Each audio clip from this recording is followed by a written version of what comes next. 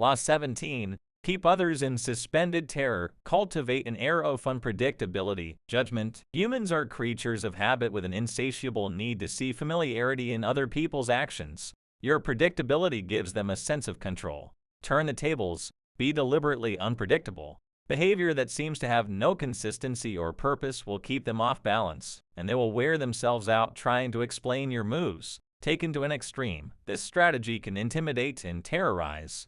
Observance of the law. In May of 1972, chess champion Boris Spassky anxiously awaited his rival Bobby Fischer in Reykjavik, Iceland. The two men had been scheduled to meet for the World Championship of Chess, but Fischer had not arrived on time and the match was on hold. Fischer had problems with the size of the prize money, problems with the way the money was to be distributed, and problems with the logistics of holding the match in Iceland. He might back out at any moment. Spassky tried to be patient. His Russian bosses felt that Fischer was humiliating him and told him to walk away, but Spassky wanted this match. He knew he could destroy Fischer, and nothing was going to spoil the greatest victory of his career. So it seems that all our work may come to nothing, Spassky told Comrade. But what can we do? It is Bobby's move. If he comes, we play. If he does not come, we do not play. A man who is willing to commit suicide has the initiative. Fischer finally arrived in Reykjavik, but the problems and the threat of cancellation continued. He disliked the hall where the match was to be fought. He criticized the lighting. He complained about the noise of the cameras. And he even hated the chairs in which he and Spassky were to sit. Now the Soviet Union took the initiative and threatened to withdraw their man. The bluff apparently worked. After all the weeks of waiting, the endless and infuriating negotiations, Fischer agreed to play. Everyone was relieved, no one more than Spassky. But on the day of the official introductions, Fischer arrived very late, and on the day when the match of the century was to begin, he was late again. This time, however, the consequences would be dire. If he showed up too late, he would forfeit the first game. What was going on? Was he playing some sort of mind game? Or was Bobby Fischer perhaps afraid of Boris Spassky? It seemed to the assembled grandmasters and to Spassky that this young kid from Brooklyn had a terrible case of the jitters. At 5:09, Fischer showed up, exactly 1 minute before the match was to be cancelled. The first game of a chess tournament is critical since it sets the tone for the months to come. It is often a slow and quiet struggle, with the two players preparing themselves for the war and trying to read each other's strategies. This game was different. Fischer made a terrible move early on, perhaps the worst of his career, and when Spassky had him on the ropes, he seemed to give up. Yet Spassky knew that Fischer never gave up. Even when facing checkmate, he fought to the bitter end, wearing the opponent down. This time, though, he seemed resigned. Then suddenly he broke out a bold move that put the room in a buzz. The move shocked Spassky, but he recovered and managed to win the game. But no one could figure out what Fischer was up to. Had he lost deliberately? Or was he rattled and settled, even as some thought insane? After his defeat in the first game, Fischer complained all the more loudly about the room, the cameras, and everything else. He also failed to show up on time for the second game. This time the organizers had enough. He was given a forfeit. Now he was down 2-0, a position from which no one had ever come back to win a chess championship. Fischer was clearly unhinged. Yet in the third game, as all those who witnessed it remember, he had a ferocious look in his eye, a look that clearly bothered Spassky. And despite the hole he had dug for himself, he seemed supremely confident. He did make what appeared to be another blunder as he had in the first game, but his cocky air made Spassky smell a trap. Yet despite the Russian's suspicions, he could not figure out the trap, and before he knew it, Fischer had checkmated him. In fact, Fischer's unorthodox tactics had completely unnerved his opponent. At the end of the game, Fischer leaped up and rushed out, yelling to his confederates as he smashed a fist into his palm, "I'm crushing him with brute force." In the next games, Fischer pulled moves that no one had seen from him before, moves that were not his style. Now Spassky started to make blunders. After losing the sixth game, he started to cry. One grandmaster said, after this, Spassky's got to ask himself if it's safe to go back to Russia. After the 8th game, Spassky decided he knew what was happening. Bobby Fischer was hypnotizing him. He decided not to look Fischer in the eye. He lost anyway. After the 14th game, he called a staff conference and announced, "An attempt is being made to control my mind." He wondered whether the orange juice they drank at the chess table could have been drugged. Maybe chemicals were being blown into the air. Finally, Spassky went public, accusing the Fischer team of putting something in the chairs that was altering Spassky's mind. The KGB went on alert. Boris Spassky was embarrassing the Soviet Union. The chairs were taken apart and x-rayed. The chemists found nothing unusual in them. The only things anyone found anywhere, in fact, were 2 dead flies in a lighting fixture. Spassky began to complain of hallucinations. He tried to keep playing, but his mind was unraveling. He could not go on. On September 2, he resigned. Although still relatively young, he never recovered from this defeat. Interpretation. In previous games between Fisher and Spassky, Fisher had not fared well. Spassky had an uncanny ability to read his opponent's strategy and use it against him. Adaptable and patient, he would build attacks that would defeat not in 7 moves, but in 70. He defeated Fisher every time they played because he saw much further ahead, and because he was a brilliant psychologist who never lost control. One master said, "He doesn't just look for the best move, he looks for the move that will disturb the man he is playing." Fisher, however, finally understood that this was one of the keys to Spassky's success. He played on your predictability and defeated you at your own game. Everything Fisher did for the championship match was an attempt to put the initiative on his side and to keep Spassky off balance. Clearly, the endless waiting had an effect on Spassky's psyche. Most powerful of all, though, were Fisher's deliberate blunders and his appearance of having no clear strategy. In fact, he was doing everything he could to scramble his old patterns, even if it meant losing the first match and forfeiting the second. Spassky was known for his sang-froid and level-headedness, but for the first time in his life, he could not figure out his opponent. He slowly melted down until at the end he was the one who seemed insane. Chess contains the concentrated essence of life. First, because to win you have to be supremely patient and far-seeing. And second, because the game is built on patterns, whole sequences of moves that have been played before and will be played again with slight alterations in any one match. Your opponent analyzes the patterns you are playing and uses them to try to foresee your moves. Allowing him nothing predictable to base his strategy on gives you a big advantage. In chess, as in life, when people cannot figure out what you are doing, they are kept in a state of terror, waiting, uncertain, confused.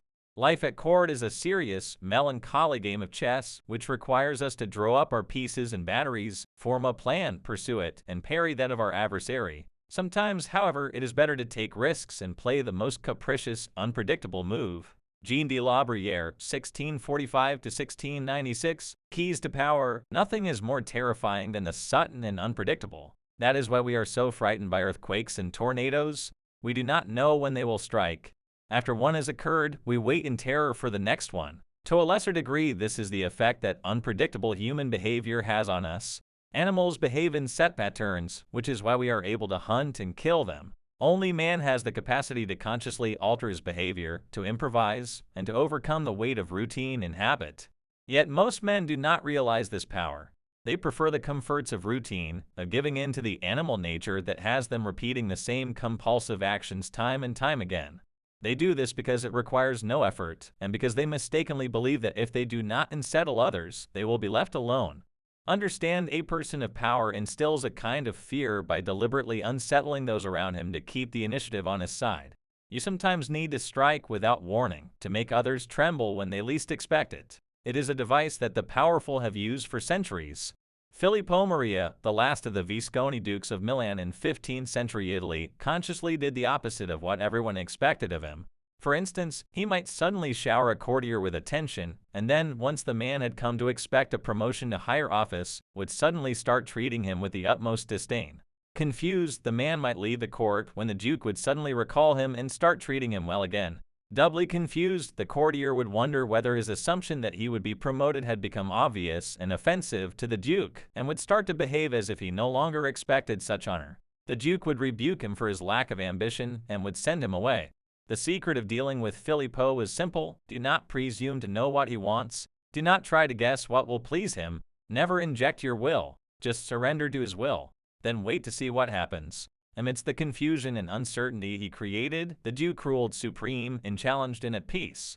Unpredictability is most often the tactic of the master, but the underdog can use it to great effect. If you find yourself outnumbered or cornered, throw in a series of unpredictable moves. Your enemies will be so confused that they will pull back or make a tactical blunder. In the spring of 1862, during the American Civil War, General Stonewall Jackson and a force of 4,600 Confederate soldiers were tormenting the larger Union forces in the Shenandoah Valley. Meanwhile, not far away, General George Brenton McClellan, heading a force of 90,000 Union soldiers, was marching south from Washington, D.C. to lay siege to Richmond, Virginia, the Confederate capital. As the weeks of the campaign went by, Jackson repeatedly led his soldiers out of the Shenandoah Valley and then back to it. His movements made no sense. Was he preparing to help defend Richmond? Was he marching on Washington now that McClellan's absence had left it unprotected? Was he heading north to wreak havoc there? Why was his small force moving in circles? Jackson's inexplicable moves made the Union generals delay the march on Richmond as they waited to figure out what he was up to. Meanwhile, the South was able to pour reinforcements into the town. A battle that could have crushed the Confederacy turned into a stalemate. Jackson used this tactic time and again when facing numerically superior forces. Always mystify, mislead, and surprise the enemy if possible, he said. Such tactics will win every time, and a small army may thus destroy a large one. This law applies not only to war but to everyday situations. People are always trying to read the motives behind your actions and to use your predictability against you.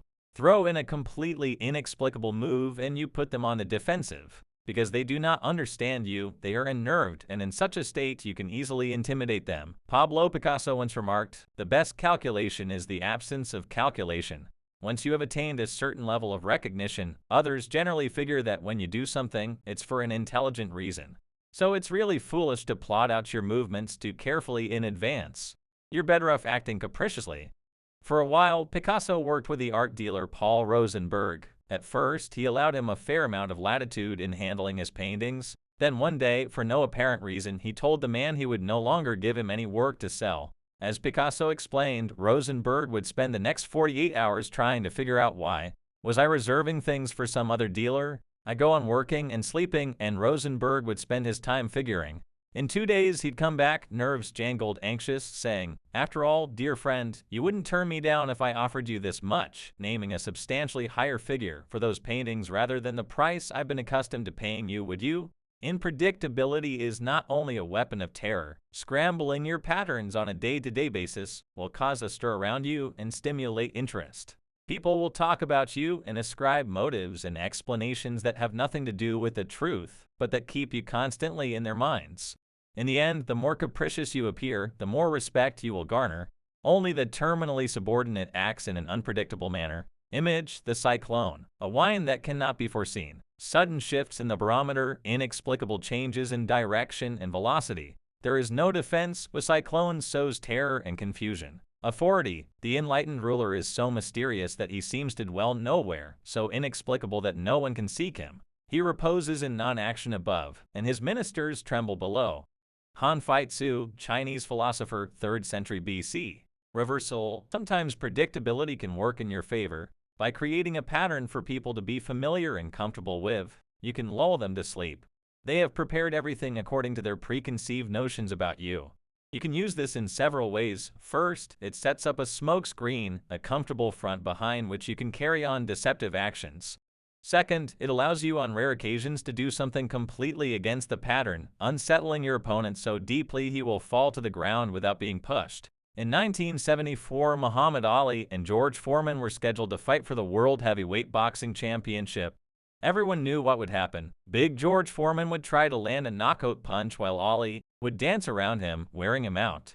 That was Ali's way of fighting, his pattern, and he had not changed it in more than 10 years. But in this case, it seemed to give Foreman an advantage. He had a devastating punch, and if he waited, sooner or later Ali would have to come to him. Ali, the master strategist, had other plans. In press conferences before the big fight, he said he was going to change his style and punch it out with Foreman. No one, least of all Foreman, believed this for a second. That plan would be suicide on Ali's part. He was playing the comedian as usual. Then, before the fight, Ali's trainer loosened the ropes around the ring, something a trainer would do if his boxer were intending to slug it out. But no one believed this ploy. It had to be a setup. To everyone's amazement, Ali did exactly what he had said he would do. As Foreman waited for him to dance around, Ali went right up to him and slugged it out. He completely upset his opponent's strategy. At a loss, Foreman ended up wearing himself out, not by chasing Ali but by throwing pinches wildly and taking more and more counter pinches. Finally, Ali landed a dramatic right cross that knocked out Foreman. The habit of assuming that a person's behavior will fit its previous patterns is so strong that not even Ali's announcement of a strategy change was enough to upset it. Foreman walked into a trap, the trap he had been told to expect. A warning: unpredictability can work against you sometimes, especially if you are in a subordinate position. There are times when it is better to let people feel comfortable and settled around you than to disturb them. Too much unpredictability will be seen as a sign of indecisiveness or even of some more serious psychic problem. Patterns are powerful and you can terrify people by disrupting them. Such power should only be used judiciously.